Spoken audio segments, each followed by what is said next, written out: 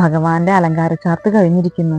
അപ്പൊ മുത്തശ്ശിക്ക് സങ്കടം വന്നു. കാരണം എന്താ വെച്ച് കഴിഞ്ഞാൽ മുത്തശ്ശിയുടെ മാലയല്ലേ ഭഗവാന്റെ കഴുത്തിൽ ആദ്യമായിട്ട് ചാർത്തുക.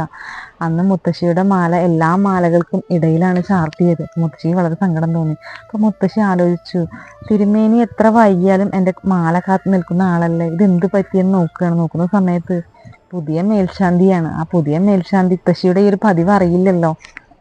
അപ്പൊ മുത്തശ്ശിക്ക് വളരെ സങ്കടം തോന്നി. കാരണം ഭഗവാന്റെ കഴുത്തിൽ എന്നും ചാർത്തും തൻ്റെ മാലയാണ് ആദ്യം ചാർത്തുക. അന്ന് എല്ലാ മാലകൾക്കിടയിലാണ് മുത്തശ്ശിയുടെ മാല ചാർത്തിയിരിക്കുന്നത്. പെട്ടെന്ന് മുത്തശ്ശിക്ക് ഒരു കാര്യം ഓർമ്മ വന്നു. തലേ ദിവസം കുട്ടികളോട് പറഞ്ഞു കൊടുത്തൊരു കഥ. ഗോപികമാർ തമ്മിൽ പറയണ്ടായി കണ്ണന് ഏറ്റവും കൂടുതൽ ഇഷ്ടം എന്നോടാണെന്ന്.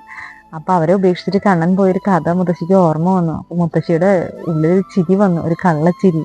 തൻ്റെ മനസ്സിലൊരു അഹങ്കാരം ഉണ്ടായിരുന്നു. അപ്പൊ കണ്ണൻ ശ്രീലകത്തിൽ നിന്ന് ചിരിക്കുകയാണ്. മുത്തശ്ശിക്ക് മനസ്സിലായി ആ ഒരു അഹങ്കാരം തീർക്കാനായിട്ട് ഭഗവാൻ ചെയ്ത പണിയാണെന്ന്. അങ്ങനെ മുത്തശ്ശി ആ ഒരു കാര്യവും ഓർത്തിട്ട് വീട്ടിലേക്ക് നടക്കുകയാണ്. നടക്കുന്ന വഴിയിലെല്ലാം മുത്തശ്ശി ചിരിച്ചിട്ടാണ് വരുന്നത്.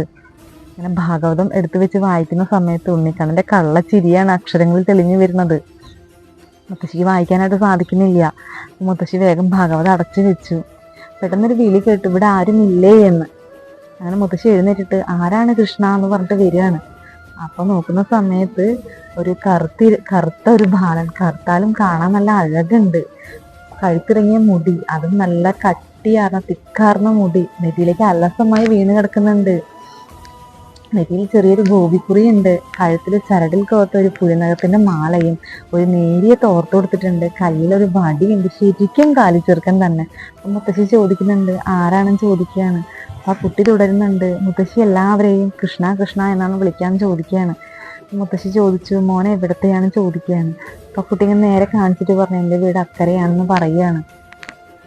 നോക്കുന്ന സമയത്ത് അവിടെ ആരും കാണാനില്ല.